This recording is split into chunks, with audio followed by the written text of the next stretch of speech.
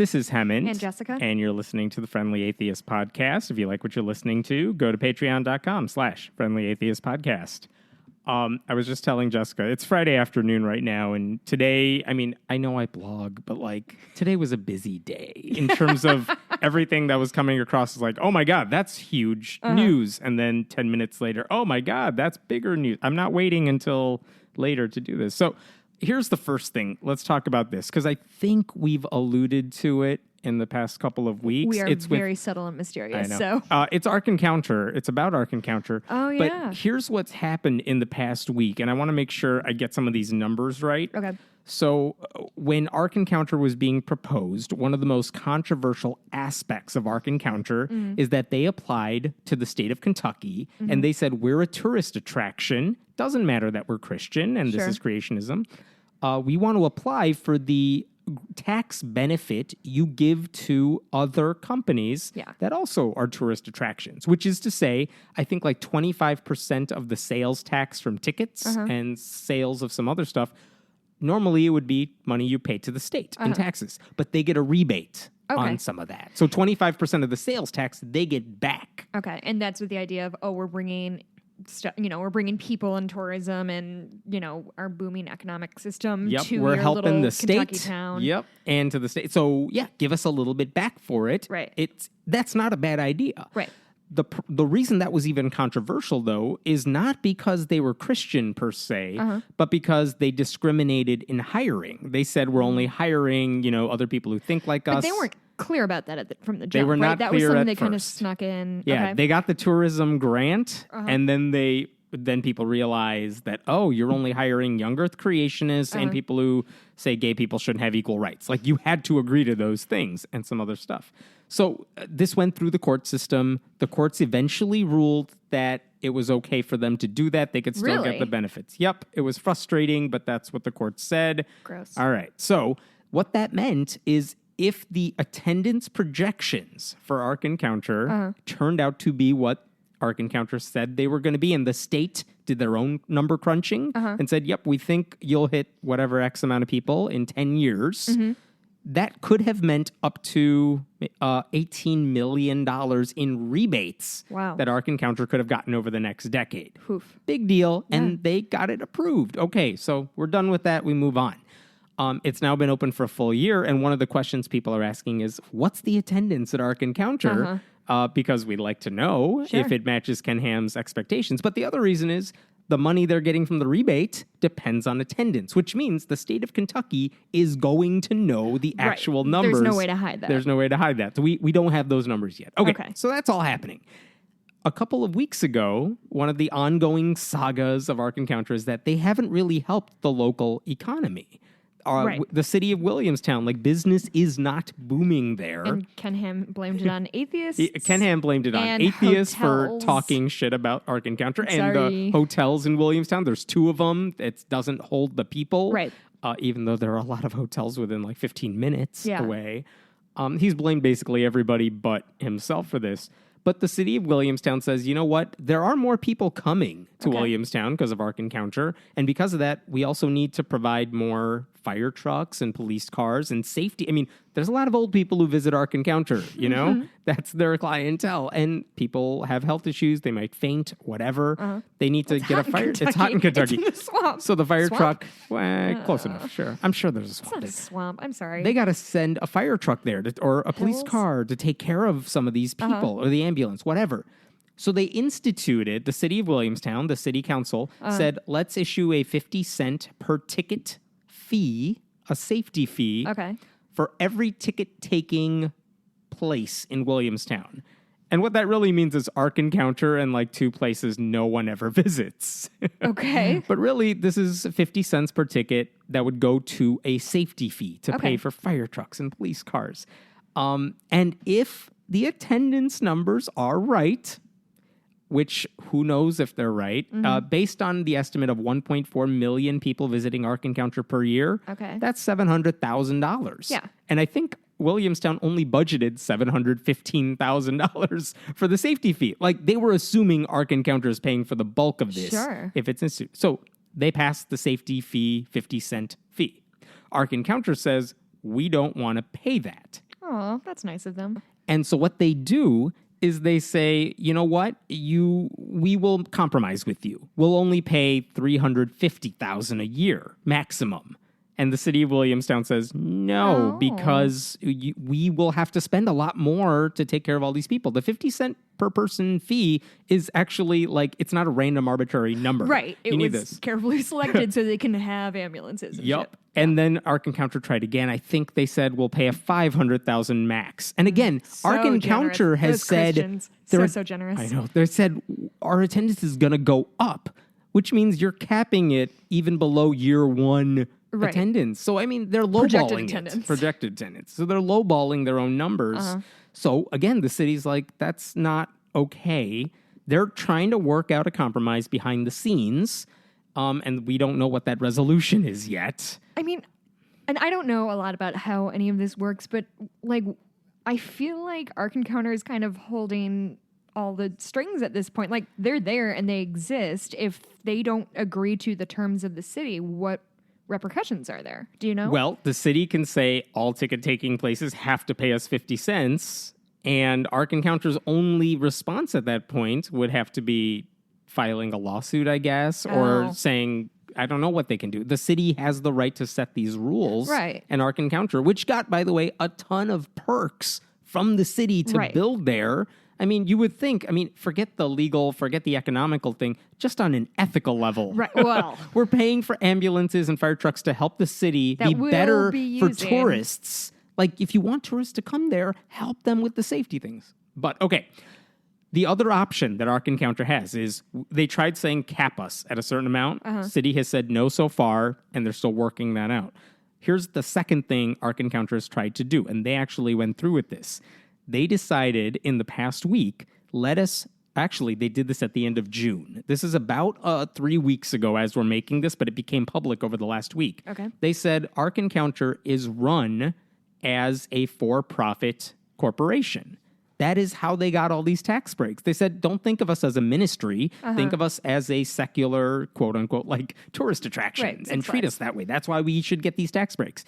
They sold the company to a group called Crosswater Canyon. Interesting. Crosswater Canyon is also owned by Ken Ham and the Creationists. They basically sold Ark Encounter to themselves for $10. No. The whole thing. I'm sorry. $10 or like... For less than a quarter of the price of admission, they sold the entire thing to themselves. What? Yeah. And why did they do this? Because they basically sold it to Crosswater Canyon, which is a non-profit organization. Oh, those motherfuckers. Oh, I know.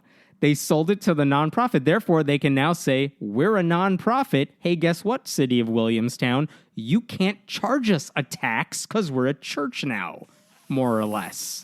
Seriously? Yeah, you don't get anything from us.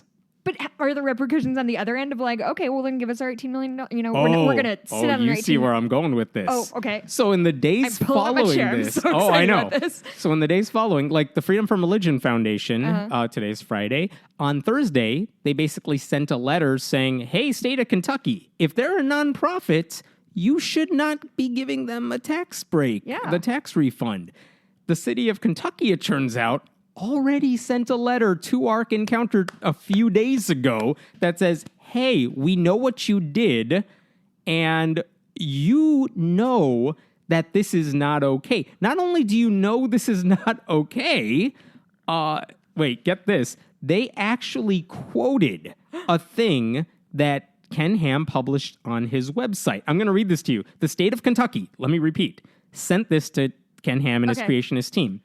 Quote, we believe, to their lawyer, I should say, we believe that your client is aware that they may not be eligible for state tax incentives if the Ark project is owned by a nonprofit. And how does the state know that Ken Ham should know all this? They quote from Ark Encounter's website.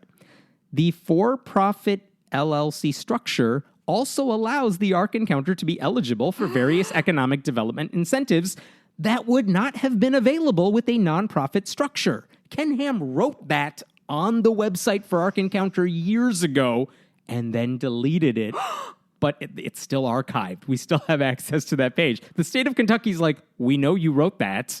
We're quoting it back to you. You know what you did. Love this. Oh, every part of this is beautiful. Much. And then the state of Kentucky goes on to say, the lawyer for the state says, please be advised that no further incentives may accrue from sales tax. Fuck yeah. In English, he's saying you're not getting any more money from the state as of the date of the transfer on June 28th. Yep. Oh my God. So they will get whatever the tax incentive rebate was for year one, not even year one because it opened July 7th, for almost year one. And then we're done after that because we know what you did. To put this another way, the state Ark Encounter could have gotten up to $18 million over the next decade. But they threw it away for $700,000. Threw it away for the $700,000 a year rebate, or I'm sorry, the safety fee that they didn't want to pay. Like, I know they're bad at science. Who knew they sucked at math too? Oh my God. This is insanity. Uh-huh. This is like... This and is they like use a their Michael own Clayton words. book. They use their own Michael words Clayton? against them. I don't know who we're talking about. Writes about lawyers? I thought that was a movie. No, John Grisham. John Grisham. Who's Michael Clayton? Michael Crichton does Jurassic Park. Oh, yeah. Michael Clayton, I think, is some movie that I've never seen. I think Michael Clayton might be a thing I made up just now because I'm just so happy. This is glorious. So this is where we're at as of this morning that we're doing the podcast. And so this is why you had to skip lunch today? This is why I'm like, I'm not eating. This is too juicy. I'm playing with this. He texted me and said, are we okay for 3? And like 30 seconds later, can we go to 3:30? This stuff keeps happening. So I don't know what Ken Ham's response is going to be. I don't know if he's going to say this is Christian persecution, even though this is, here's what I don't get. Ark Encounter, for all the mockery of science and creation stuff, they have money and they ought to have good lawyers. Someone had to tell them, look, if you change it to a nonprofit, like something else is going to give. I feel like, listen, again, I'm not that smart, but I figured that out in a second while you were telling me that story. So like, it's not even a problem with their lawyers. It's a problem with like good old fashioned paying attention to how the world works. Or do you think they just thought they could get away with it? I mean, that they've must be gotten it. away with so much. Right. So why not? And so I don't know what's going to happen with the 18 million sales rebate, how Ken Ham is going to respond. I don't know what's going to happen with the Williamstown safety fee because they still haven't technically figured out what to do. Like, is Ark Encounter out of it? They need that money. Yeah, but if it's a nonprofit, then they're not getting anything. So what is the deal? So anyway. Guys, raise your ticket prices by 50 fucking cents I know. and get them an ambulance. They already cost $40 a person. You think people are going to come all the way there and say, oh, it's $40.50 and turn their car around to the swamp? What are you... I don't think it's in a swamp. I know Kentucky is in the Appalachian region. I just don't know. I've just been to Louisville in the summer. It's real hot. That's in muggy. Anyway, what are your profit margins that you're charging $40 a fucking head for what? Like, is there, it's not like there are rides or... there will be. They're working on installing, but they're not there yet. What is the ride going to be? Here, in the Creation Museum, it's a zip line. Oh, actually, I do like a zip line. I think they have a petting zoo, maybe at one or the both. Do you think it's like, here, simulate how you drown if you weren't on the Ark? Now, see, I would. That sounds interesting, but they're not going to do that. No. But yeah, so that's the Ark Encounter story for now. Who knows? We've been talking for 10 minutes. I'm sure there's been another crazy thing happening. What an outstanding story. Yeah. Okay. That just made me so happy.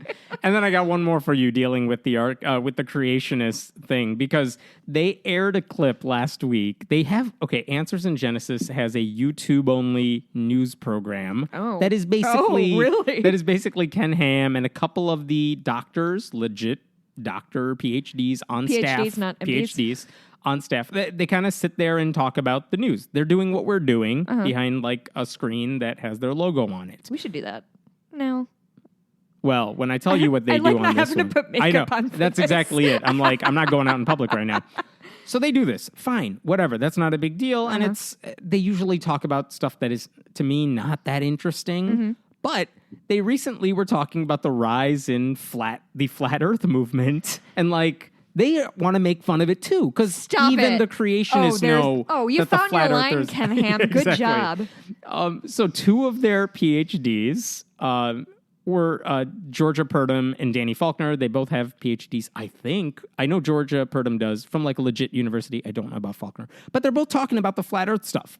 Faulkner basically says he wants to say, look, I know where some of the flat earthers, like, I know what they're citing. I know what they're saying to justify it. And he wants to say, but they're wrong. Sure. But some of the ways they justify the flat earth thing is by pointing to things in the Bible. Because the Bible has references to like the four corners of the earth, even though it's not flat. Which sounds That's flat, what flat but it's is. not. And what Faulkner basically says at one point, I'm going to quote you.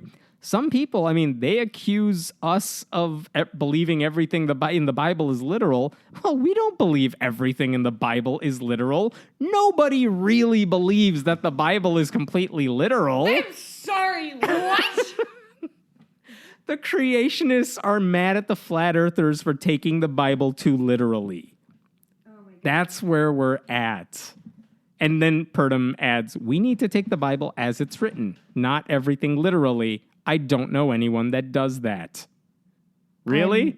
Really? Look around you. You're in the studio. I'm bummed because I was formulating a really good joke about how Faulkner probably said everything in rambling streams of thought. But that really kind of stepped all over that. Oh, It's a man. Faulkner joke. The whole purpose of Answers in That Genesis is everything in the first few pages of the Bible is literally true, and we're going to create monuments to that. But the flat What is earthers, they're the crazy happening? ones. I take one day and all I do is watch Game of Thrones and like the world turns inside out. And flipped like a pancake because it's flat. So But square, like a waffle? Square my waffle? favorite part is he literally held up like what looks to be a drink coaster, like a flat coaster, to be like, this is what they believe, aren't they silly? It's like, dude, you're standing in front of a thing that has dinosaurs and humans in the same screen. Oh, the dinosaur saddles. Oh my God. That is... Oh, Oh my God. these people in Kentucky. No, I like most of the Kentucky people. These Kentucky people creationists in generally Kentucky. are great. And they make excellent food. Oh, so Bourbon. yeah, is- just That is next level. Like, do they hear themselves? I want to believe they do, but I don't know. Okay, we can move on. I but mean, I'm a little stunned right now. I don't know how it's I can so move on. much. Where do they get off? Do they not recognize how they look? Do they have any don't. self-awareness They about this don't. stuff? It's just, I can't. I mean, I know I'm supposed to be saying pithy things, but I'm just so blown away by You have everything one right job, now. Jess. I know. It's because we record early and I don't have wine. I know. Wine's my funny juice. Okay, different story altogether. Yeah. This one started out where I didn't think this was a big deal, but then you read it and you're like, wait a minute. Okay, there's a website, LDS Living. It's a Mormon news site, whatever. They published this article by a writer named Jason Wright with a W. Jason Wright's some best-selling author, according to his website. He writes a lot of stuff, been published a lot of places. I think what happened is he sent them a post, and they're like, boom, this is what I thought. Okay. He sent them a post, and they said, all right, we'll publish it. And the post was telling the inspirational story of a young Mormon boy named Caden.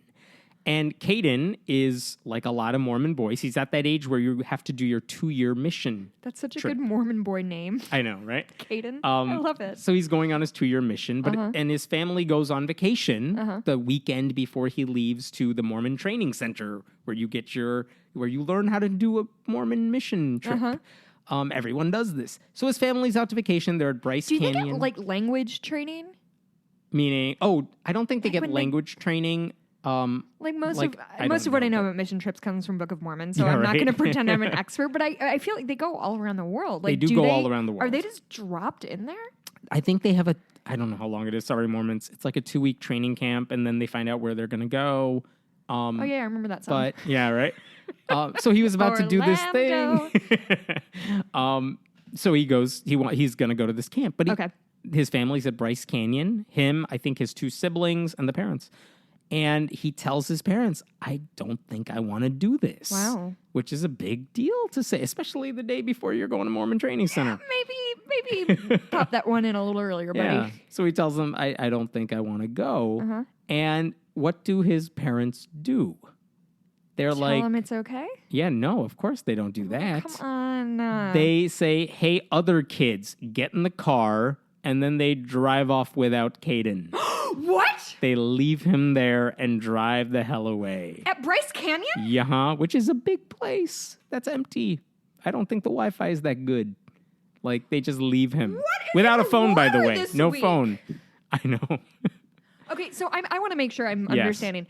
Are we talking? I'm going to literally... eat an apple while okay, you do yeah, this. right into the mic. Yeah.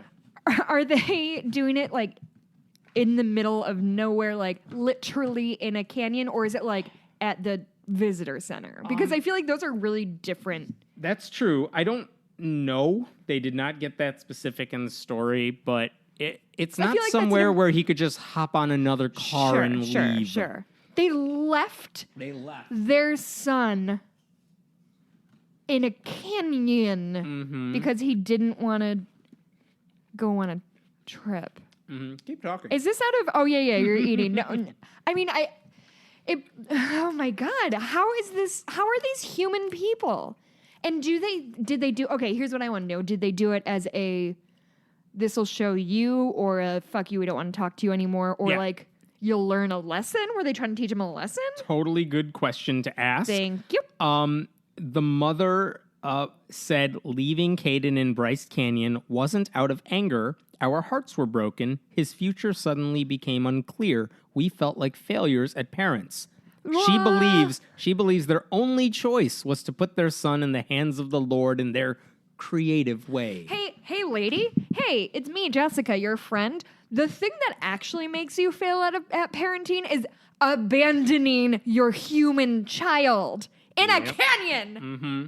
Sorry, I yelled a lot.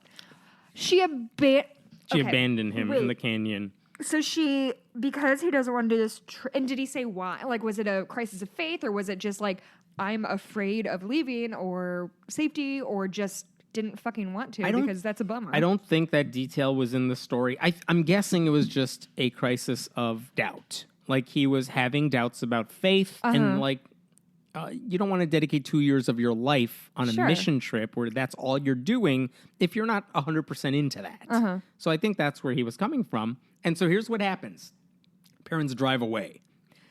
If I have the story right, he walks his way to a gas station somewhere there. So I guess he was close to the rim of the canyon or something. Whoever is inside that gas station, they let him... Called the police. They let him use a phone. 18. Is it 18? I hope. Ish. They let him make a phone call. He calls his grandparents, who are, I guess, in the region somewhere. He's like, can you pick me up? They say, we can't get there until tomorrow morning because it's far away, but we'll come there and get you. Then the people who run the gas station are like, we have a place you could stay at here. You could stay with us. And he does that. And the next morning, Grandpa picks him up. So very good on them. Thank you, gas station people. You're awesome. Grandpa comes by. And this is where the rest of the article goes. Here's where it gets, quote unquote, inspirational. Wait, this is still an inspirational. This is all a positive story. This is a positive story? Yes. According to whom? According to Mr. Jason Wright. So, Grandpa picks him up. Grandpa says to him in the car on their way back, he basically says, and I'm paraphrasing here, look, I understand where you're coming from. Are the grandparents Mormon? I'm sorry. Yes, I would assume so. The grandpa says to him, just go to the training center for the 2 weeks or whatever. Give it a shot. If after the training period, you're still having these doubts, then run away and never return. He said, we'll pick you up. You don't have to go on the mission trip. No further questions from us. We'll still love you. That's what the grandfather said. Which I kind of understand that reaction to if you're a devout Mormon person. It's more reasonable than abandoning your child. Yes. And guess what? Caden went to Mormon Training Center for the 2 weeks. Somewhere in that time, he's like, you know what? I do believe in all this. Okay. He goes on his Mormon trip. He is, I think, done with the first year of it. Where is he? I don't know. But I asked details. I know you don't have them. I don't have this one. But he's a devout Mormon. He made a video explaining, haha, look at this whole story, the crazy thing that happened last year, but now I'm a devout Mormon. abandoned. Yes. So here's where this that's the story. That's why this is inspirational, because this man had a crisis of faith, and then Got abandoned by his fucking family. Look what his grandfather did, and now he believes. Mad. So this was published on this website, LDS Living. What were the reactions? Well, it was the way I got a hold of this article is someone sent me a Google cached version of this, so it wasn't on their website anymore. Oh. And so I read the article. I'm like, why would they publish that? Like, that's not inspirational. Why would the guy write that? Yeah. It's not inspirational. And the ex-Mormon subreddit, there were a lot of Mormon critics online who were bashing it for exactly the reason you're saying. Yeah. And they're like, this is not inspirational. This is horrific. Yeah. This is awful. So, today, again, Friday, busy day. Friday the 21st. 21st. Yeah. 21st. 21st. They published an apology. Oh. And here's basically what they said. And I will say, let me preface this. I believe the apology. Okay. What the person said is, this writer, this best-selling writer who has written for us before, sends us this article. So let's assume they're using WordPress or whatever they're using to publish their stuff. They basically copied it, pasted it in the WordPress document, and got it mocked up. And then they start the editing process. I mean, I kind of do that too. I'll write up a bunch of stuff, and then it's like, all right, let me read through everything I just wrote. Oh, I shouldn't say that at all. Yeah. That's not what I mean. Or you do that, like, if I would write something, it goes through you. Yeah. So Writers for the site will send me articles. They'll draft them up in there. Then I kind of go through and do the editing. That's what they were doing. And it's a small staff that works on this website. Okay.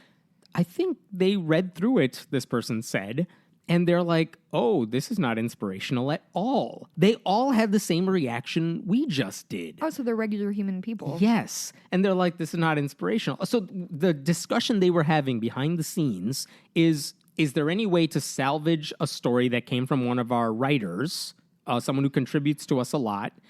And I think what they ultimately decided is we cannot talk about the abandonment. That's horrible. Right. Let's try to focus on the grandfather picking him up and that part. Yeah. So my reaction is the same, which is it's still not inspirational because why does the grandfather have to pick him up? It's because his family abandoned him. So you can't get away from that.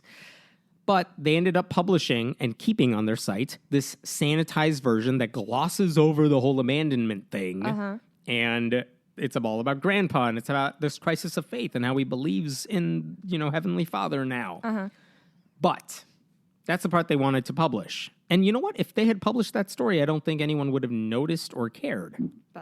But the draft version of the site, and this is why this person published an apology, the draft version got published accidentally. Like a click of a button, it accidentally went up.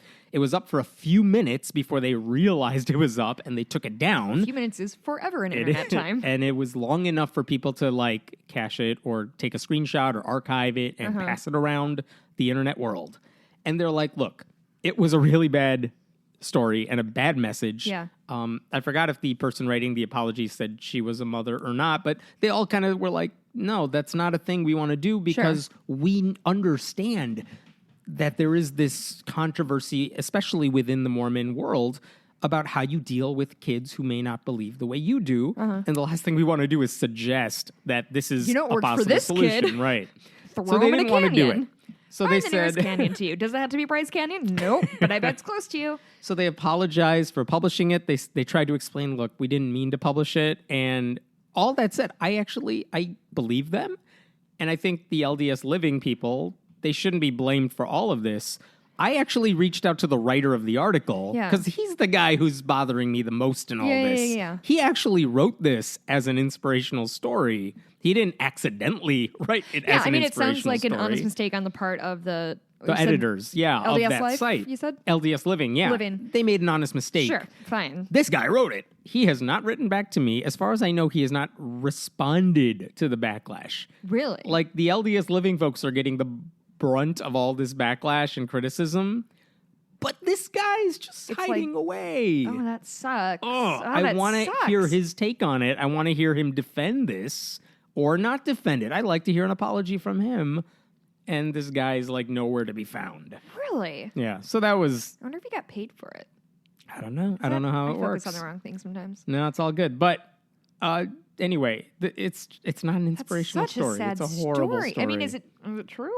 The kid, Caden, I think the reason, what I saw in the apology note, is that Caden actually published a video, maybe to Facebook Live or something, where he kind of told his story. Oh, okay. And Jason Wright, the writer, saw that video or came across it. Okay. And I don't know if he talked to the kid in question or not, or he just used the video as the basis for this article. But I think the writer based it off of this video.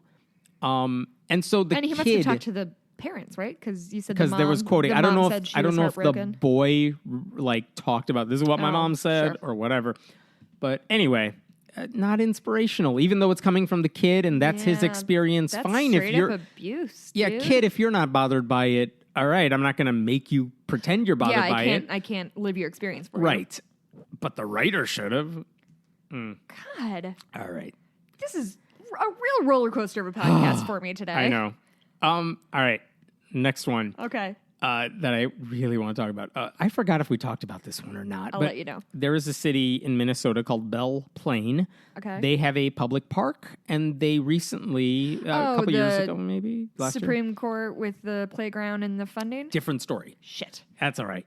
The leaders, the city council in Belle Plaine, said, we want to put up a veterans monument in the park. Oh, okay. So they put up a monument. I think another group donated the monument, but it was a soldier kneeling at the base of like a Christian cross. Okay. This is actually a common veterans monument, but it is Christian. Yeah. Like there's no doubt about that. And so, It's a secular cross, you know. yeah, right.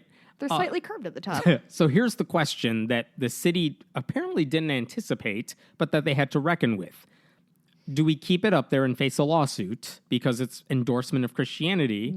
Or do we open the floor up to other monuments and create a public free speech zone or a public forum or a limited public forum anyway? Yeah. And what they decided is, let's just keep it there and we'll make it a free speech zone. Okay.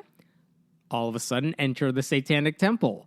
And they're like, guess what? We have a monument we would like to create. I like them so I know. much. It meets all your specifications. It looks like a giant black cube with etched out drawings and quotations Sounds or whatever. fucking metal, man. You know, it looks like, I'm sure it looks horrifying to outsiders, but it's actually, if you look at the symbolism and what the artist was trying to go for, it's Sure. like, wow, that's pretty inspirational. Like not, I'm going to leave my Mormon kid in a canyon inspirational, but like actually inspirational. So they actually made this monument. They paid for it. They made it. They said, here you go. Put it in your park. And all of a sudden, the city council's like, oh, crap, someone called our bluff. Oh, no. So they're like, what do we do? What do we do? So there was a day coming up this past week when they were going to install the Satanic monument. But the weekend before, there were protests going on because Christians didn't want it to be there. Too fucking bad, Christians. Exactly. Your shit is 'Cause everywhere. They don't understand the law. So you had Christians who were going to protest. So the city council's like, oh no, there are these protests coming. Let's take away the Christian monument. And their justification, I think at the time, was we don't want it to get vandalized in the middle of the protests. But really, it was just an easy way for them to remove the monument. Put some velvet ropes around it, dude. Works I know, in the right? museum. And then a couple days later, the city council says, you know what? We're going to not have a free speech zone. We're just going to get rid of this monument and not put it back. Okay. So, okay, fine. This is where we That's should have been fine. from the beginning. It kind of sucks for the Satanic Temple because they paid money to build a monument. I'll take it. And I don't know what they're going to do we with don't it. have yards, do we? No, but here's the beautiful thing. As we make this podcast, late last night, Thursday night, the spokesperson for the Satanic Temple, Lucian Greaves, Tucker Carlson's like, come talk to me on Fox News. And you think he's going to, I know. So you think Tucker Carlson wants to like just rip him apart and show people like, look, Satanists, they're evil. Yeah, look at Lucian is totally cool, composed, saying, no, we represent Enlightenment values and this is open to the public. We wanted to make a monument for he's been on our veterans. show before, right? Yeah, we've talked to him before. He was chill. Totally chill. It was a really good segment for him. At the Really? very end, as they're fading away, Lucian's like to Tucker, you should give us a shot. And Tucker Carlson's like, yeah, I probably won't. And then the segment ends. Us being like, you should become a Satanist? Yeah. Oh my God. So that's where they there's this thing called Lucian's Law that I forgot who dubbed it online, but it's funny just because it happens every time. If the Satanists come to town, all of a sudden it's free to the public, free speech zone, those shut down quickly. It's the same thing with city council invocation prayers. Yep. Like, you'll say it's open to everybody, then a Satanist comes to town, and you're like, we should get rid of prayers now. It works. It used to work with atheists, and we don't have that same sting anymore. I know. But it works we're with too Satanists. mainstream. I know. Hey, we're like top 150 on the Religion and Spirituality podcast. Look out, mainstream Boom. America.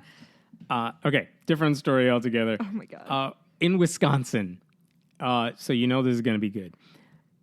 If you're a doctor in Wisconsin and you want to do OBGYN stuff, you have to go through training, as any medical student does.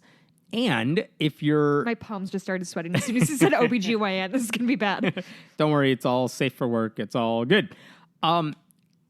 The accrediting body for the medical schools and everything actually says if you're training students in OBGYN stuff, you have to at least offer them abortion training. You have to offer it. They don't have to take you up on it, but you have to offer that to them. And because the state of Wisconsin, I think, doesn't allow like the training of abortion at state-funded schools or something, what the University of Wisconsin does, because they have the big campus in Madison and elsewhere, they say, fine, we'll outsource that training to Planned Parenthood, because the students will get the training they need through Planned Parenthood's professionals on staff and stuff like that. And that's worked just fine. I bet it's gonna continue to work, and everybody's has safe and easy access to abortion. And one next story. Yeah, we're not done yet. So that's how they've been doing it for a while. Now, to add to that, they actually have in Wisconsin something called a rural residency program, because that just trips off the tongue. I know. I'm going to read this directly. 20 of the state's 72 counties don't have a single OBGYN working there. Yeah.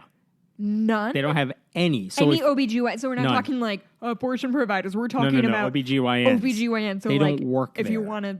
And this is common in a lot of rural areas where you don't have like a specific type of professional or a doctor, because that doctor would be out of business. You only serve a handful of people. Right. And if they don't need you, what are you going to do?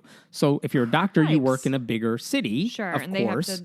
And maybe you go to the people in the rural areas, they have to come to you. Oof. But when it's 20 counties that don't have a single OBGYN, so here's what Wisconsin does. They wanted to create a rural residency program to make sure women in those counties have access. Oh, okay. So they have a way to make that work. Like, I don't know what the specifics of the program are. It's irrelevant to the story.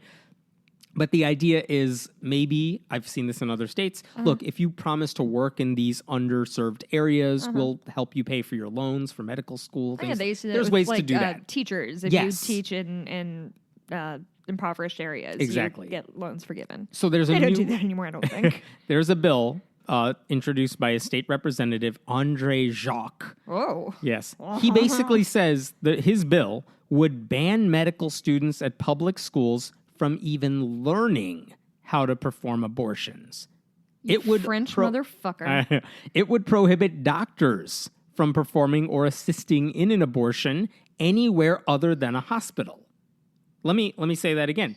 This bill basically says, look, I know Roe v. Wade is still the law of the land, so how can I make this as complicated as possible for women to obtain an abortion? Well, guess what? If you go to one of our state medical schools, you can't learn how to do abortions. And if you're a doctor, if you want to do an abortion, you have to do it in a hospital. Like, it's this double whammy of we're not going to train you here, and we're going to make it harder for doctors to perform the surgery unless they're at a hospital, which not all doctors have that, like, hospital access, whatever. Which also, if it's like a first trimester type of thing, you don't need to do it at a hospital. It's a pill. It's a pill. It's 2 pills. I think it's 2 pills. Like, that's the bill he wants to pay. Here's why this is especially bad, besides the obvious abortion stuff. If the students can't get trained in abortion training and they can't get the training they need, what are they going to do? If you're an OBGYN and you want to be a resident or something, you're just not going to come to Wisconsin. Yeah. You're going to get your training in another state that knows what they're doing and will train you. And what that also means is if you got trained in, say, Boston, you're not probably going to come back to Wisconsin to work in the rural communities. It's hard enough to get people in Wisconsin to serve the rural communities. So this is basically saying, hey, doctors who are interested in becoming OBGYNs and need the training, if you want to get training that counts, because the accreditation agency makes you have to have this training available, don't come to University of Wisconsin medical schools, go somewhere else, and then the state needs you back. It's just not going to happen.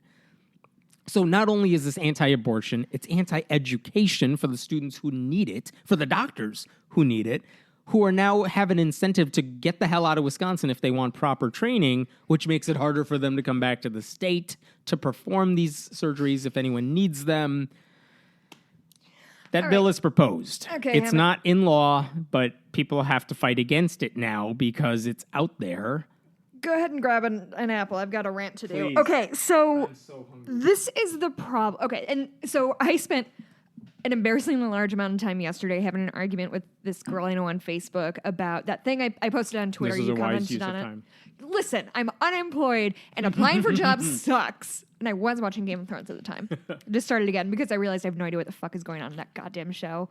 Anyway, so essentially this BuzzFeed article, and it was from 2014, as you pointed out, but it was a bunch of like young women saying why they don't do birth control. It was a bunch of pictures of why like, I don't use birth control. That very like BuzzFeedy thing of like, I write my reason on a board and hold it and have a serious face. And a lot of that, and don't get me wrong, I could not care less whether or not people use birth control if that is their choice and if they have the education and the options. However, what is happening in here is all of these reasons weren't because... So, like, if I said I'm not on birth control, I would say it's because it triggers depression in me, and that sucks. So, like, and that's fine. Or I don't want to, or it makes me feel icky, or whatever. But that's not what was happening here. What was happening here was phrasing like, because I can control myself, which obviously... Are you dipping cheese in caramel? It's so good. What the fuck, dude? How's this the most upsetting thing that's happened all day? Keep talking. Okay, so what's happening right is that we're applying, and I talk about this a lot, we're applying morals to things like birth control and abortion, which isn't how it should be. Nobody says like, oh, I don't take Sudafed because like I can control my running nose. Like it's just this weird morality that we've added onto birth control, and it comes out in this kind of way of that. We're states like Wisconsin, which like aren't exactly like economically booming, are shooting themselves in the foot by driving away talent, by acting like it's this moral superiority that's based on garbage. It's based on nothing. That's the problem. I mean, if you're like a governor or a state official, one of your biggest jobs is make sure you have incentives for people to come to your state. And like in Kansas right now, they're going through a big problem because basically they said, we're going to cut your taxes. We're going to make... Oh, is there a big libertarian experiment? Was it It's not libertarian. Huge Republican experiment. We're going to like cut all these taxes. And then the idea was all these businesses would come in and everything will be great. Turns out they're suffering and they have no money for schools anymore. Yeah. It's really bad. And so, but the idea there is, look, you want to create incentives for businesses to come there, but I don't know, states where there's like $15 minimum wage and like California, which has a ton of taxes, they seem to be doing just fine. Yeah, they're like the 7th largest economy in the world. So Wisconsin's saying, hey, let's drive away all of our doctors because the OBGYNs won't get the training they need from us. And then you're asking them to come back to help the people? Like, help them do that. So, and thereby they acknowledge that it is a thing that needs to happen, things that needs to be done. And we're not even talking about like, oh, somebody got pregnant by accident and wants an abortion, which, listen, if you... Again, I'm not going to put aside morality to it, but I understand that like people think that that's problematic. What the fuck ever. I think that's a dumb opinion to have, but it's whatever. The problem is abortions are often medically necessary. A good friend of mine from college, from high school, just lost a baby in that way because it had a terrible genetic disorder, and the baby was going to have a short and utterly painful life. And this isn't a thing that was taken on lightly. It is a thing that had to happen to protect the mother and to spare this child just agony for 2 months until because it wasn't viable. It wasn't going to survive. So this lumping of all abortions into like, oh, a girl was irresponsible and and this idea of sex needs to come with consequences. It's so fucking toxic.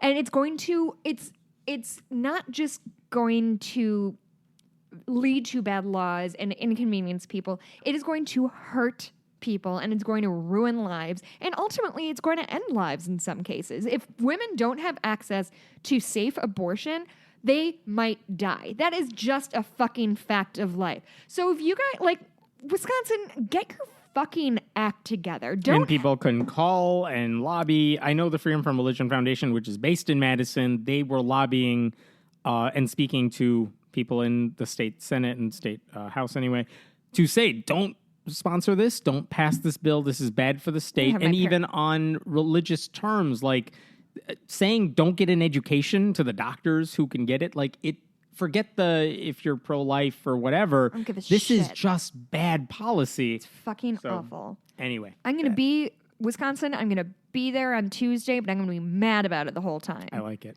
Yeah. That'll show them. I'll show them. My parents live in Wisconsin. I'll tell them to call their There you go. senator. Here's a different story altogether.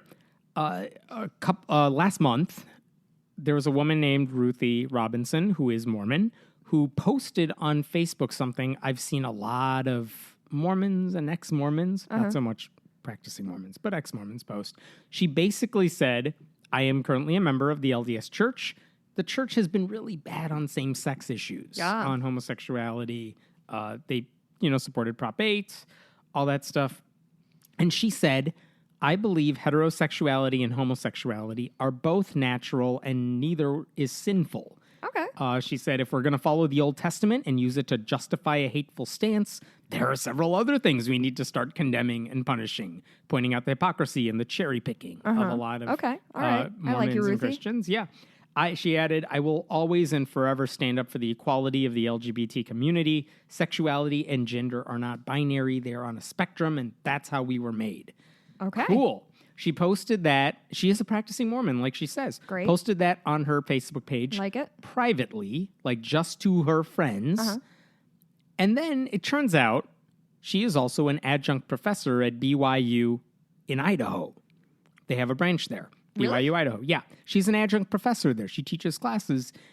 So 10 days later, they are like, we need to talk to you about that post. And I think the thought that probably went through her head is, how do you know I made a post? Yeah. Because it only went to my friends, which means Somebody turned her in. someone turned her in That sneaky motherfucker. to the school. They basically said to her, like, I don't know if they said, like, delete it or whatever, but even she knew. She's like, I could delete the whole thing right now. They're not going to, like, keep me around here. Right. Whatever decision's happening has been made. Right. And she was teaching a summer school class at the time because it's just, she did that in honor of Pride Month in June. Oh, okay. And her class was going to end at the end of June. So she's like, well, at least let me finish this class because I love the students I'm working with. They said, fine. But after you're done, I think a couple days after the last Friday of class ended, they're like, okay, you're fired now. They fired her. So then that story basically started making the rounds because now it's public and I don't think she cared if it was Sure. So when you say that story, what she wrote or the entire... What she wrote and the fact that she got fired. Like, she allowed whoever contacted her about it. What happened is a student of hers posted on the ex-Mormon or Mormon subreddit or something that basically our teacher said she's getting fired over this. Wow. She let them know on the last day. Good for I'm not her. coming back. And by the way, so this all happens. This story's making the rounds, and I heard about it. So I reached out to her. I'm like, hey, you want to talk? So we talked. I called her up. We had a nice conversation about this. She told me that she told her class on the last day, thanks for being my last group of students at BYU-Idaho. And that's how she let them know she's not being invited back. And then this story came out, and she's like, fine, people can write whatever they want. So one of the questions I had for her is, I'm like, I mean, you had to know this post was going to be controversial, right? And she said, yes, but like it was private. So she didn't think anything would come of it. In fact, there are a lot of Mormons who post things privately, and with the impression that no one's going to find out about it. So that's what she thought. But what upset her more than anything, she didn't care about losing the job as much, though she loves the students. She's going to try to get another teaching job. She told me there's a community college opening up near her, and she has an in, so she's going to try to work it and get a job there. But she's working elsewhere for now at a part-time job. She might move to another state. This goes back to when you do stupid things, you're pushing away talented people. Right. And so she's going to have to figure this out soon.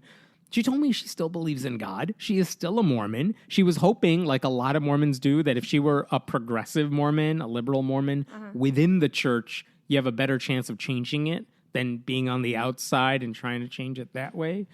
And she said the worst thing was her parents found out about all this because she's young. Her parents found out about all this, and they basically told her, she told them in advance, this is going to be a story. They said to her they would never support any actions that derail the work of Christ. Basically throwing their daughter under the bus in all this. So, Ruthie. Yeah, it's a sad story. The one, if there's any silver lining to all this, she seems to be pretty confident and hopeful that she'll be okay. And in fact, after this story started making the rounds, she posted a picture of a recent gay pride parade in, I think, Korea, where they had someone dressed up as Jesus holding a sign that says, like the Christians have the homosexuality is sin banners. You have a Jesus standing up with a sign that says, I'm cool with it. Nice. And she posted that image on her Facebook page publicly, by the way. Oh, good. So good for her. I hope it works out for her. That's It's such just a bummer. sad story. And the LDS is tricky too, because I feel like there's a lot of churches where you can sort of separate yourself from sort of the church proper, but like you can be Christian without attending like a Christian. LDS is pretty. You got to be like in it to win. Yeah, it's not like there's a super liberal Mormon church you can't become you can go a to. Lutheran, I think, or liberal, or like a Unitarian or something like that. Right, you're in it or you're out. Ooh, the Cubs are getting stomped. They really are. Okay, here's a different story completely. The Boy Scouts. A few years ago, they said, fine, if you're a gay scout, we're not going to kick you out. Okay. And then later, they said, if you're a gay scout leader, we're not going to kick you out. Oh my God, they're so brave. I know, right? They're only like several years after everyone else.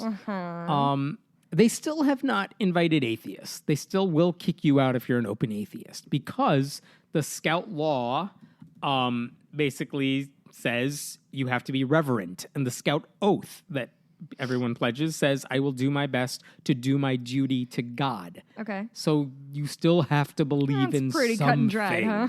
Yeah, so they've accepted gays into their movement, into their organization. Movement. Yeah, into their organization. Their They campfire still movement. will kick you out if you're an atheist, though. But here's the interesting thing, because of the gay ban that they had for so long, and people started talking about it and criticizing them for it, even though it's a religious organization in nature, their numbers started shrinking. They had to do something to protect themselves, which is why they finally said, okay, fine, we'll allow gay people to be part of our group. Yeah. Even twisting their arm financially. Yeah. And I mean, the problem from their end is if we allow gay people to come in, like the Mormon church provides more, it sponsors more troops than like anybody else. Really? Yeah. So if you say gays are okay, the Mormons might rebel and leave. And they're like, so which one's going to be better for us? Because we're stuck between a rock and a hard place. Yeah. And they decided, screw it. Well, if the Mormons don't want to do it, we'll carve out, like, if you're a church-affiliated Boy Scout troop, we'll let you make your own rules. But for everyone else, the gays are allowed, is kind of what they did. It was this wishy-washy, trying to make the best of all worlds sort of thing. But here's the thing. They're still losing numbers. And here's the thing about scouting. Do you know what a Boy Scout does? No. Wait, no. They build campfires. They learn how to do that sort of thing. Yeah, they learn how to be outdoorsy. Tie knots. They learn how to tie knots. And they wear shorts with tall socks. They do. I was a Cub Scout. I don't remember all this stuff. I was a brownie. Nice. They learn how to be leaders. Oh, I remember my brother made one of those little racing Oh, cars. the Derby. Yeah. Boxcar? No, it's not boxcars. Race car. Pinewood Derby. Pinewood That's Derby, the one. I yeah. did that. I lost many times. My Because what the hell was I doing that? super quick anecdote, my husband and his brother, when they were kids, did it, and every single person in the troop got some kind of trophy except for him and his brother. Oh, not even a participation It's a trophy. story he tells all the time, and I think it's so funny. Anyway. That's so Pinewood, sad. okay, so we got socks, But, we got Pinewood okay. Derby, we got fires. So here's the badges. thing. Why are those limited to boys is the question. Because the Girl Scouts, which is a different organization altogether, they're known for selling cookies. And they Yes. do other things. But it's like, why? There are girls who want to learn how to do the campfire, outdoorsy I stuff. think Girl Scouts do campy stuff too? Some, I think, but it not less at the campy? same level. Okay. They don't focus on the outdoorsiness. They don't. They talk about leadership and stuff, but they don't do the same stuff. Oh, okay. I thought And it there are a was- lot of girls who want to do the things with the Boy Scouts because the Boy Scouts do it really well. Yeah. And so here's the question. Should the Boy Scouts allow girls into the organization? Yes, it's 2017. 100 some years ago when they created the Boy Scouts, it's like, all right, we'll separate it, and this is for the boys because we want to help them become men. That line is not as firm as it used to be. And it's like, if the girls want to do the tying the knots stuff and the Pinewood Dirt, like, why are we saying no? Who decided that this is only for boys?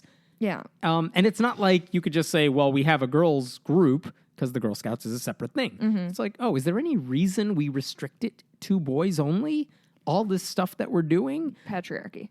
Patriarchy and tradition, and we've been doing it this way forever. Oh, tradition. I know there really is no good reason other than we're called the Boy Scouts, and this is how we've always done it. It's kind of on brand for us only to have boys. Pretty much. So they're actually, it looks like they're on the verge of saying girls can do almost all the big stuff. Oh, interesting. Yeah, with the Boy Almost Scouts. all. And as one of our readers who pointed this out to me, if they go through with this, and it looks like they are, they haven't announced it publicly, but it looks like they're on the verge of announcing girls are now allowed to do the following aspects of Boy Scouts. This would mean that Boy Scouts will now accept 2 of the 3 Gs. Yes, gays. Yes, girls. But not to the people who are against God. The godless are still out.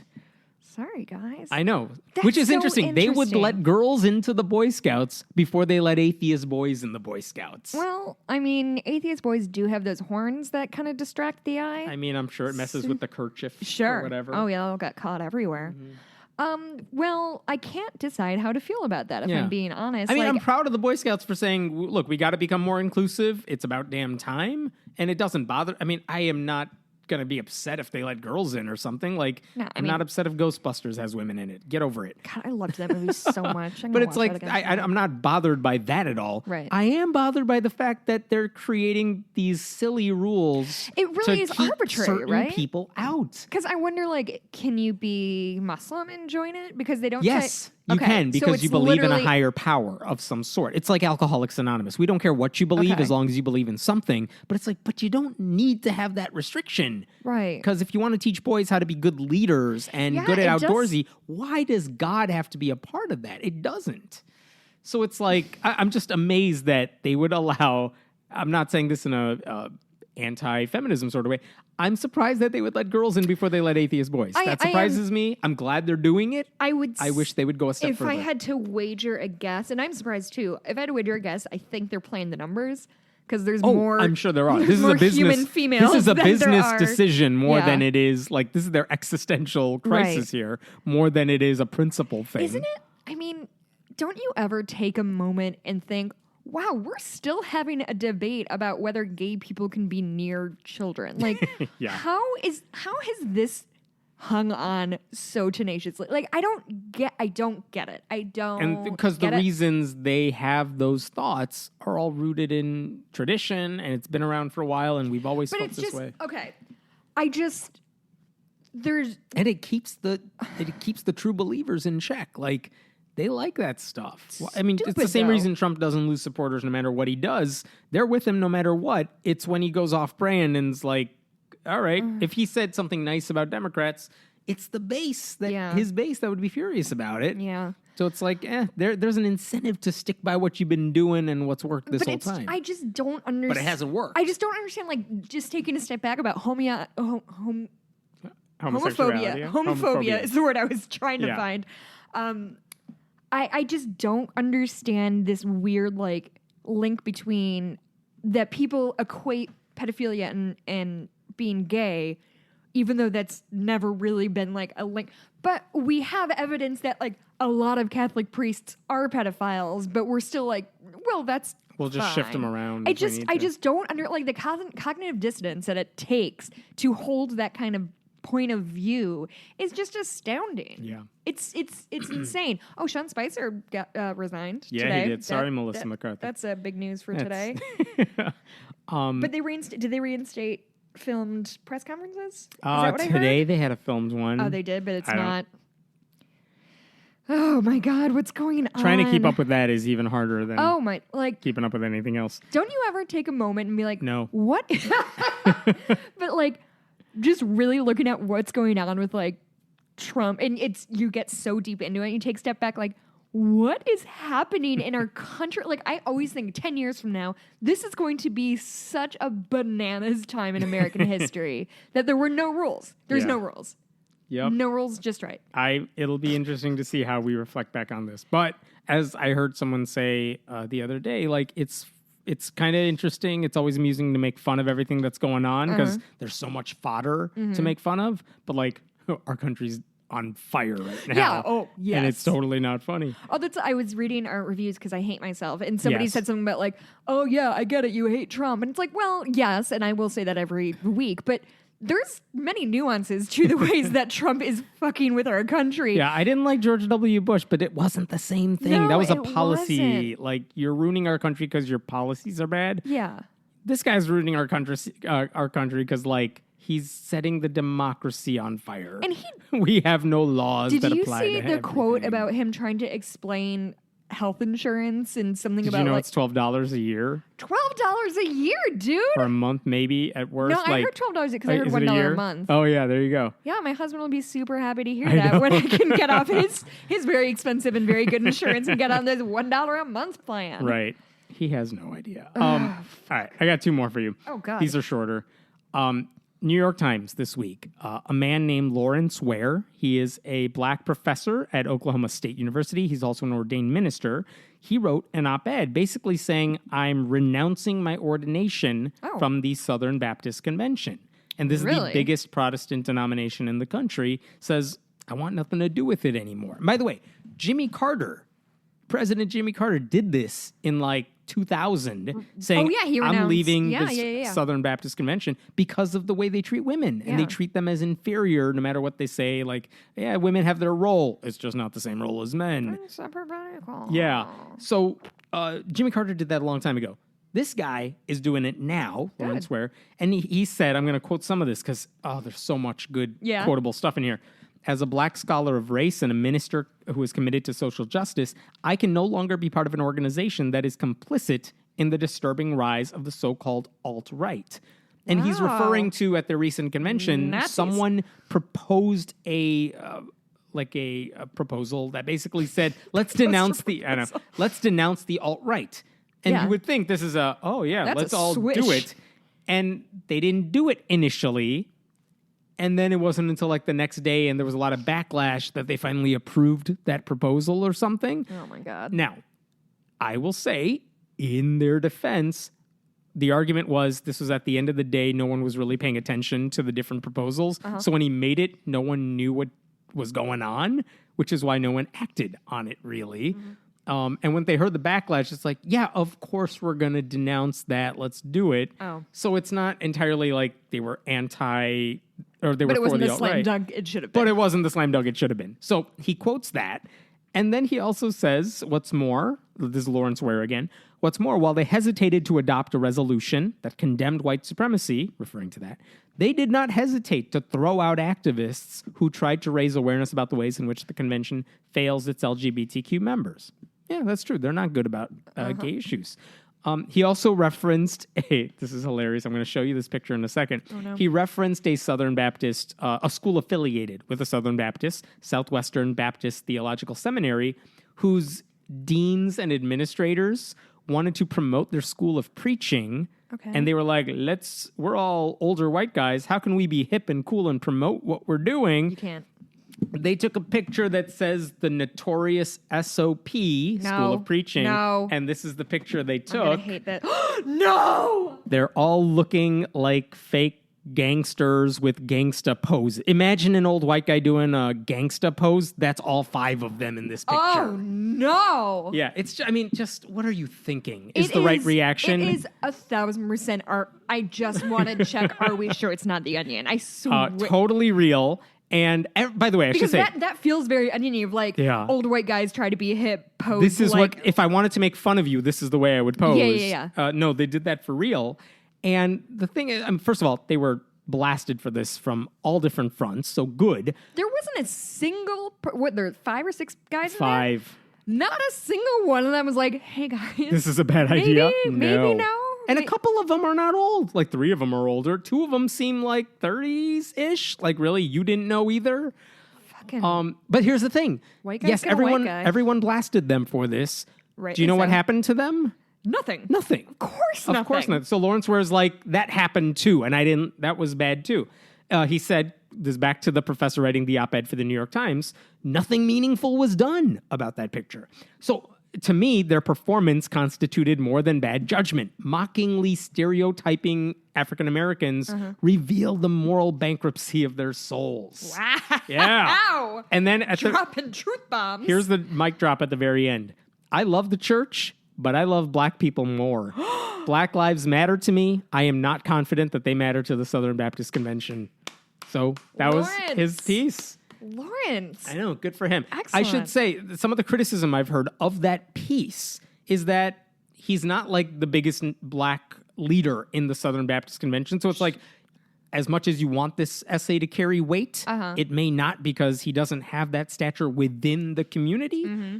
But it's not like a lot of black preachers or pastors within the SBC didn't see that and feel kind of the same way. Yeah. So good for him. I'm glad that got out there. So we're hoping it sets up some kind of domino effect. Maybe, you would hope. I cannot believe that picture. It's burned into my eyes. Oh, man. Were they wearing like those fake Mardi Gras beads? I thought that's what I said. Like, let me double check for you. Stereotypically, there's like the gold chain. Yes. Oh, guys, put in the effort. If you're going to be horribly racist, like, go to Joanne Fabrics and get some fucking chain. Yep. They did not. I sure Notorious hated SOP. every second of that. All right, I'm going to leave with, I got one last one. It's a happier story to end with, Yay. just for your sake. Oh, thank you. All right. There is a woman in Arizona who's running for Senate next year, 2018. Senator Jeff Flake is one of the conservatives. Jeff Flake or Jeff Lake? Jeff Flake, who is a Republican in the Senate right now. He's one of the more moderate ones there in the sense that he'll criticize Trump, but he also kind of votes. But he'll toe the line when push comes to shove. Yeah. So he's a Republican. He's going to run again next year. Deidre Aboud is this Muslim American woman who just announced her candidacy as a Democrat to battle him in that race. Good luck to her. She's, I think, the only Democrat who has said she's going to run. There may be many more. And I don't think she's in politics at all. She's not like a state senator. 2018 or 2018? Okay. I don't think she's a state senator or anything. She is a accomplished woman who wants to run. Good luck to her. She is a Muslim woman in the sense that she wears a hijab too. So like all the pictures of her online, she's clearly Muslim. So when she announces her candidacy, the pictures also go with it, right? Sure. Like vote for Deidre or support her in the primary. Press works. Yeah. And she made a post on Facebook when she announced her candidacy that was a picture of the Constitution. Not even her, but the Constitution. Okay. And I'm not going to read the whole thing, but it was a plug for her website, one. But the whole text was saying, almost 250 years ago, this is what our founding fathers did. They fought for this country, blah, blah, blah. Look at what they've thought about, they're dreamed of. I want to fight to make that happen because I love this country. Go to my website is essentially the post she made. It's a pretty patriotic, not all that like new sort of thing. Like politicians do this all the time. She's not breaking new ground there. No. And of course, when she posts that thing, the comments got really nasty. I'm going to quote a couple of them because I can. Sorry, no room for Muslims in our government. Nice try, though. You're quoting the Muslim Brotherhood. Wrong. I don't know what he's referring to. Another person. Nice try, but your first love is Satan, a.k.a. Allah. And your second love... Sir? Your second love is to a litter box your people come from. Yeah, you are as American as Chinese checkers, says this guy. Wow! Yeah, another one. F you, Muslim bitch. That's his comment because he's Did he productive say members. F or did he say fuck? Of course he said fuck. I don't know why he censored that. I don't know. He censored it. He actually That's what I was censored wondering. it in Like, the did he post, I think. Well, he doesn't want to be gauche. Here's the only good... First of all, she wasn't fazed by this. Good for her. I'm sure she's been through it for a long time. Oh, my God. Here's the cool part. Jeff Flake responds on Twitter and says, hang in there, Deidre. Sorry you have to put up with this. Lots of wonderful people across Arizona. You'll find them. Oh, that's excellent news. It really is. Again, you don't... It did make me happy. Yeah. I mean, this guy votes for horrible, horrible things, but for at least 10 seconds. But he wasn't a complete nightmare human. No, he was good. That was a nice thing. She actually thanked him for that message. And what did she say exactly? She said, thank you, Jeff Flake, for leadership and rejecting behavior that doesn't reflect our American values. Arizona's amazing people deserve more of this. Very civil. I'm sure they'll duke it out when the time comes, but this is not that time. And by the way, I should mention, if you look at her website, Miss Aboud's website, strong supporter of church-state separation. In fact, that on her policy page, the church-state separation bit was longer, I think, than anything else on her page. Like, all right. She is a very liberal, progressive woman. So Great. Good for her. I hope we don't know if she's even going to win the Democratic primary yet or who's running against her, but for at least a moment, there was that. God, there was something pure and beautiful. I know. So... Ay, ay, ay. This sure was a roller coaster for me, Hannah. Dude, this past couple days have been a lot of stories. Just a lot happening. And I was arguing with somebody on Facebook, so we both have busy days. I got one. I forgot this one. I don't want to forget this one because it's a big deal. Because it just happened today and it didn't even happen yesterday. Richard Dawkins has a book coming out in August. Oh, does he? Next month. It's called Science of the Soul. It's a compilation of like 20 essays he's written. Oh, no. I don't think they've been published anywhere in the U.S. So he's going on a book tour. One of the stops was going to be, not here. One of the stops was going to be Berkeley, California, and some progressive radio station was going to sponsor that event, KPFA. It's like a famously progressive radio station in Berkeley. They sent an email to all the people who had already bought tickets for that event saying the event is canceled.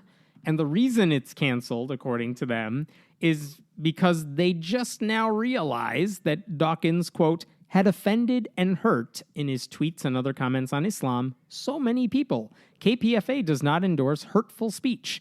While KPFA emphatically supports serious free speech, we do not support abusive speech.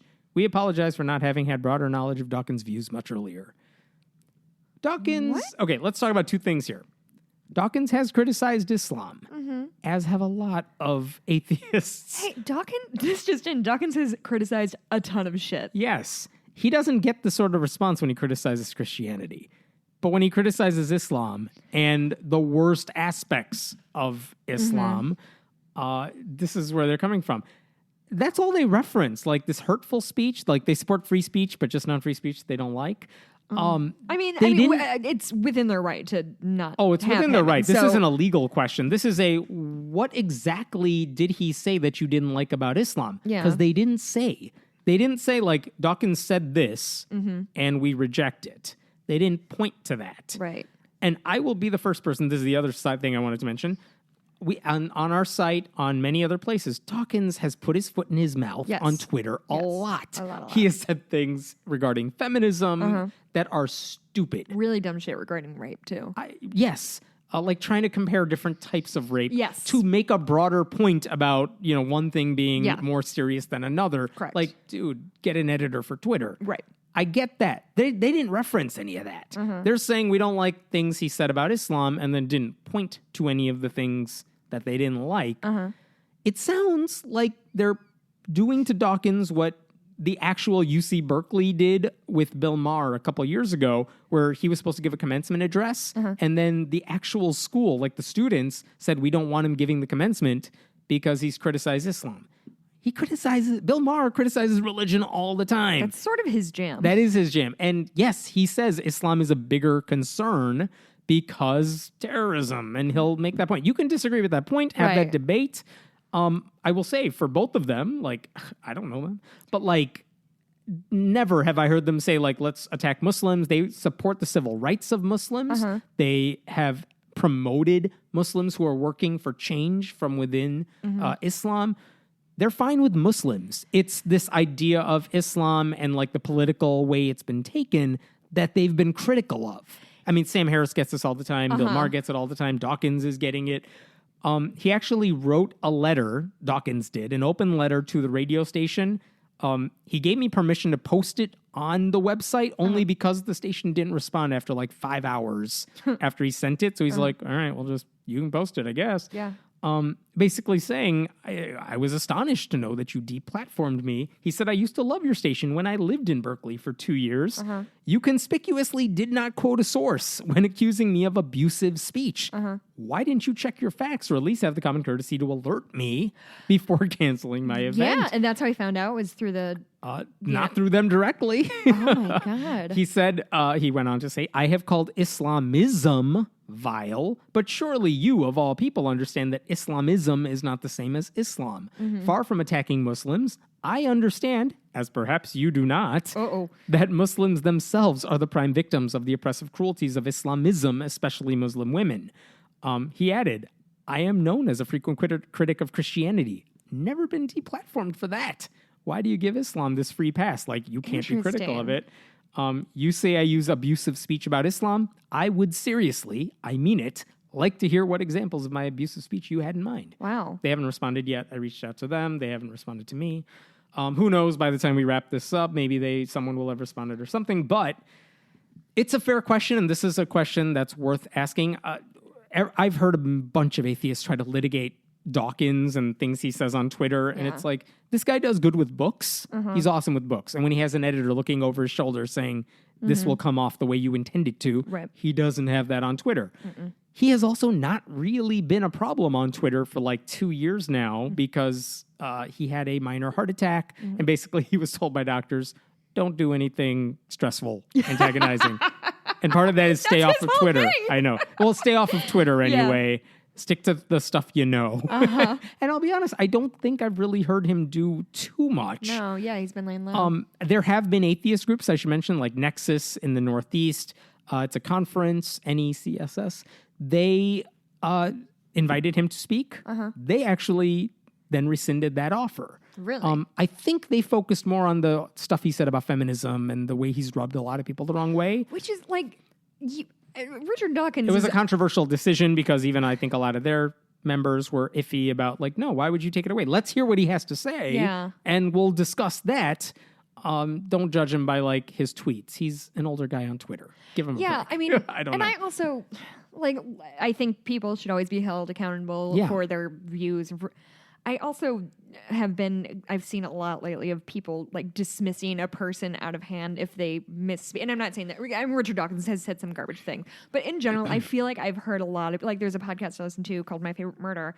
And like people are calling them racist and dismissing them out of hand. And I think there is a point that instead of saying like, you are this, so we're going to like reject you or do whatever, is if this person's open to learning and understanding that we're like people, when you sit at a microphone long enough, you're going to say some dumb shit. Oh, yeah. Sorry, guys. I'm sure people could take clips from us. Yeah. And you could say, oh, they said this, therefore let's never listen to them again. Right. I get that on Twitter or just a lot. saying this person said something that is probably homophobic, so that person's a homophobe. Yeah.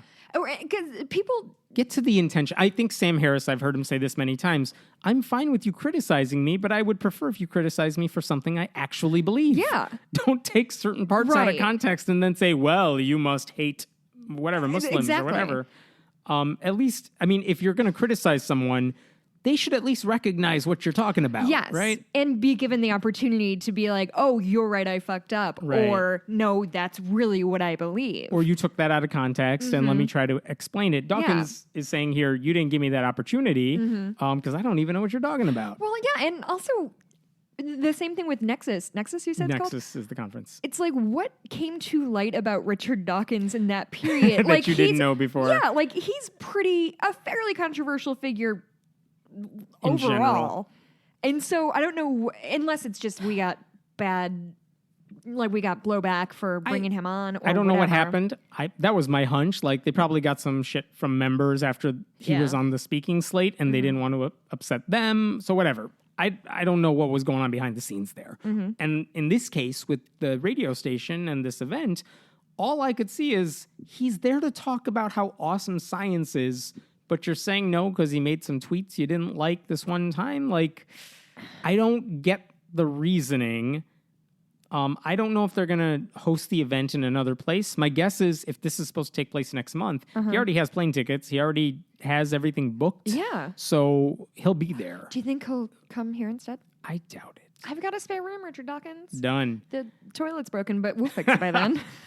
So I don't know where I forgot where he's going. I don't think he's coming here, but he's going to be in Berkeley. Yeah. I hope he finds another venue to talk because I would want to hear him talk about science. That's the non-controversial thing about him. Yeah, and that's what he does. He's a scientist. He's not talking about Islam and women. Yeah. Like, if you want to argue about it. I do think that, I know we're going long, but I do think that it's interesting. Shit, really long. I feel like I see a lot in the comments on you. I need to stop reading the comments. I'm gonna. I stopped. I know, because you're smarter than I am. I can't. I see a lot of frequently lobbed at you that like, oh, you say you're so hard on Christianity, but you get like you're often accused of like giving Islam a free pass, and it's this weird thing that Islam is. I think because it's so frequently targeted by the right, people are protective of it in a way. I think that's part of it. And I don't know. Is that? I post about Islam when Islam comes in the news. Yeah. It's Guess not like what? you've ever, in like- the U.S., Christianity shows up more in the news. Most of my stories have a tie to Christianity. Yeah. So I post about like, it. We're in the U.S. Like, yeah. Tell me the stories that I'm missing that I should have been posting about. and you can email him and be like, hey, here's it's not hard. this. By the way, I do post about it. I posted for years. I don't do it now just because it's kind of boring, but I posted for years, like the Andra Muhammad Day. People submitted pictures. We posted those. Yeah. And again, I don't do it again because it's just no one's paying attention now. But I do post about Islam, and no one says, oh, I guess you do post about that stuff. Yeah. No, they just miss it when I do it and then criticize when I don't. But the point is, I don't think it's about a free pass. It's that, you're right, Dawkins and Sam Harris and Bill Maher, when they criticize Islam, because it's in the news, it's so easy to kind of say, this is what the right does. Yeah. Don't be with them with the Muslim ban, Yeah. which they're not. And there's a difference between criticizing many of the tenets that are oppressive or dangerous or whatever versus, like you said, criticizing Muslims as like human people or dismissing them all out of hand. There was one time, I think this is one of the things people pointed to, like, why did they cancel this Dawkins event? What did he say about Islam? There was a point where I think Dawkins made a tweet about like how many Nobel Prizes have been won by some religious school versus like how many have been won by the Muslim world or something. Zero. I remember that happening. And I think the argument he was trying to make there is, look, when They're you have religion, anti-science. the anti-science, the cultural, when you impose Islam upon everything and stuff, you're stifling this creativity in the Muslim world. But give them the freedom to do this stuff. But I mean, and Neil they could do deGrasse it. Tyson made the same point because he talked about how the numbers, we use Arabic numerals. Like, that's what we call them because for a long time, that was the center of Absolutely. mathematics and science. And now with the onset of religion, it no longer is that. It's a point worth making. It's the same point you can make about, like, you're stifling women. You're not letting them get the education they need for religious reasons.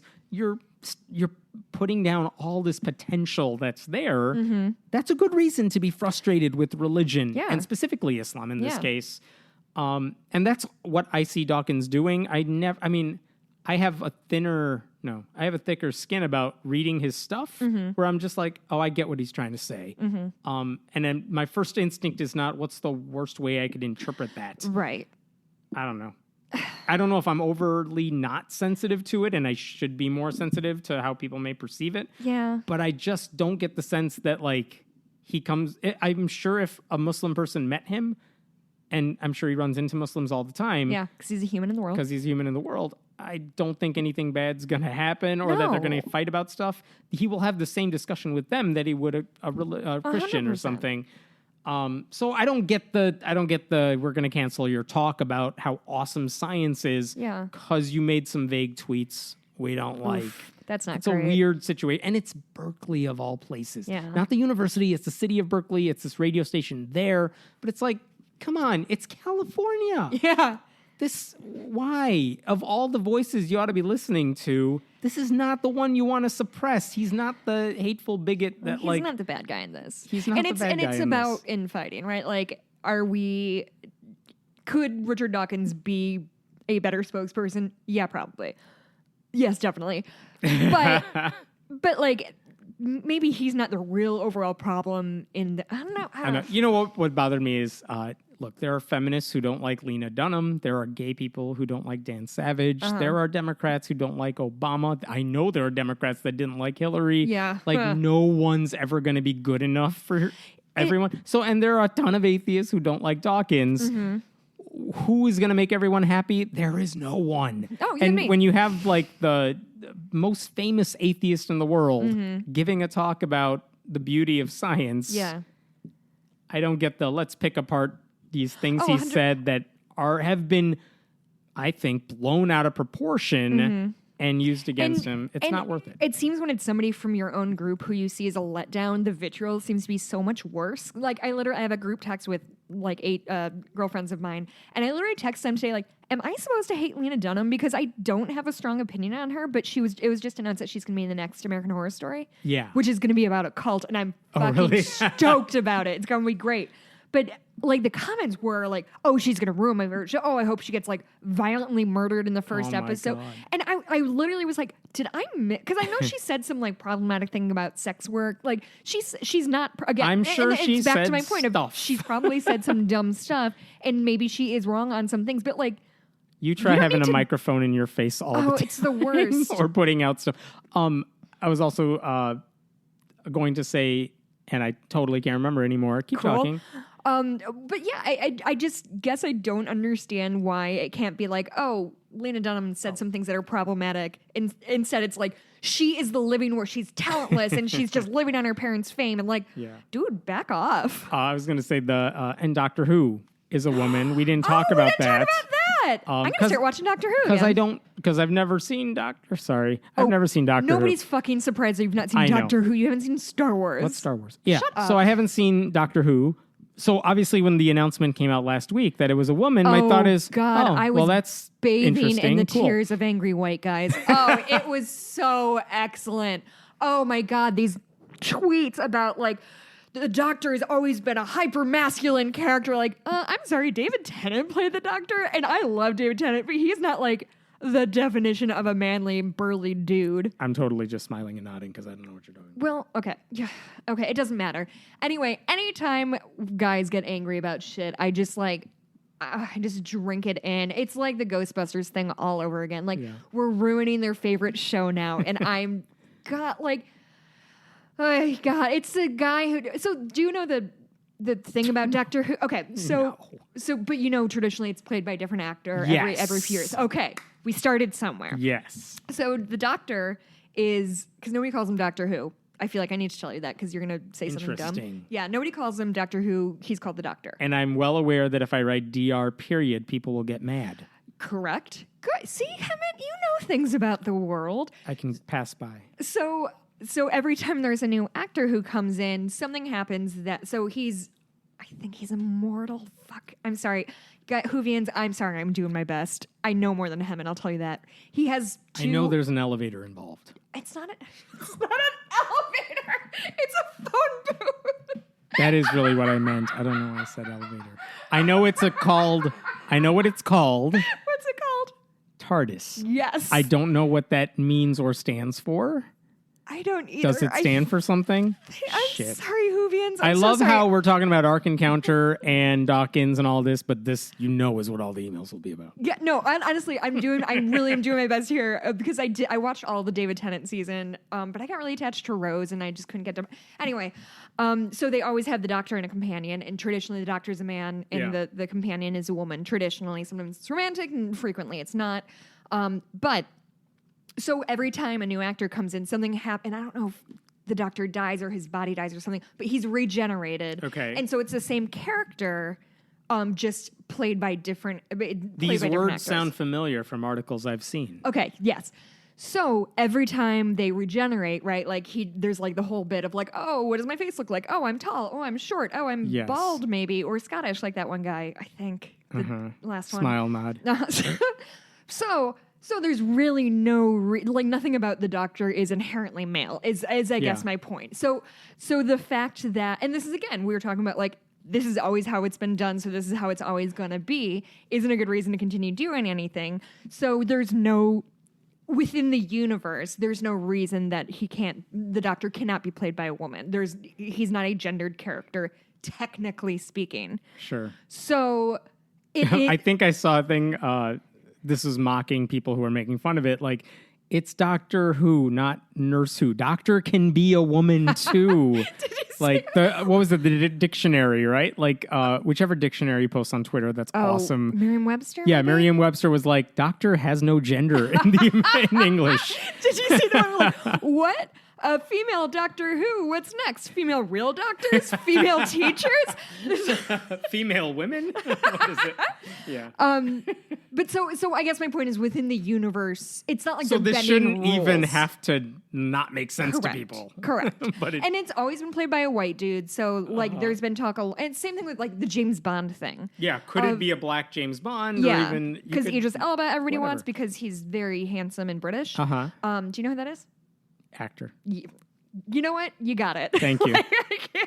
I can't fault you for that one. And people at the prospect, and in theory, there have been twists of saying, like, could James Bond be a woman? Because there's big theories about, is James Bond just like a code for a person and not the actual person's name? Like, is the continuation of and I know nothing about James Bond, so I'm talking. But I know a bunch of actors have played him too, and you could just switch them out and like whatever. Yes, and I'm literally referencing a Cracked article I read once, but which is where you go for all listen, awesome I articles. Cracked a lot. But the idea is, or the question is like, is Doctor Who, or excuse me, is James Bond the same person, just played by portrayed different by different people, actors, or a different person, or is it a different person? So like, does Daniel Craig have like the memories of Sean Connery? Like, is that the same person throughout? So in theory, like, could it be played by a woman? Maybe. You can make that People argument. Would shit their pants, and it would give me so much joy. It's how I recharge my batteries, is when white guys get angry about things that don't matter. I'm so excited. I'm gonna start watching Doctor Who again. Yeah, again, of all the things to be upset or mad about, really this one? You gotta be careful, and I say this with all the love in the world. You have to be careful with dorks. Like nerds are very passionate fans. This is all they have. Why are you taking it away from them? No, and I'm really not like dragging them, but like people, Doctor Who is something people are extraordinarily passionate about and means a lot to them. Yes. And so to see something change is really to them very disruptive of a thing they love and a thing they look forward to. But I think they have to chill the fuck out about it a little bit, because it's not like they're canceling the show. Right. Yeah, and why don't you watch the performance and then criticize? It's been on for 40 zillion years. You have so much content to go back and rewatch. It's just... Maybe I'll give it a shot. I mean, I might go back to it after I'm done Game of Thrones. 40 years? I'll try one. I mean, it's... Because there's like the old ones from the 70s that were really hokey, and then they rebooted it in the mid-2000s. And so that kind of started the most recent, and now it's like super popular and cool again. Anyway, that was Jessica's Doctor Who corner. I don't know where that all came from. All good. Is there anything else we missed that happened this week, besides everything that happened this week? I'm sure something Ark Encounter will happen in 10 minutes. But I'm honestly, I know we have to keep talking about Ark Encounter. I'm so fucking bored of talking about it. I'm so bored of talking. Wasn't going to until this stuff happens. I'm so bored of talking about like taxes and and benefits. Oh my God. Ken Ham, just give him 50 cents. Okay. All right, we're done. So you can correct me about all of the Doctor Who things at Blueberry, BLUEBURIE. Hammond is his name. Yep. Patreon.com/Friendly Atheist Podcast. Thank you for listening. Yeah, we're about halfway to our goal of making I think you've been saying that forever. I'm sure we're closer to the goal. We stagnated, okay? I'm trying to we did. I don't know where we are the troops. But yes, it's all good. We'll be back soon. Yeah. Oh, my Etsy shop is Bitches Get Stitch Done. A listener just reached out to me the other day, and I'm making a really cool Firefly cross stitch for him. That is awesome. That's super exciting. Oh, hey, here's a new one. Oh. We on the website, I started a subreddit. It is at reddit.com/r/friendly atheist. Cool. Friendly Atheist is the name of the subreddit. It's right now mostly just reposts from the site. But if you want to give it a shot and you like sharing stuff from Reddit, everything is there too. I know there's some people that just live on there. Reddit. So, I love it. I don't know. We'll have how that it works. discussion in the future. That can be our exchange of cultural ideas. I'll give you Star Wars. You give me Reddit. I'll give you Reddit. Cool. Have a good week, everyone. Thanks, guys.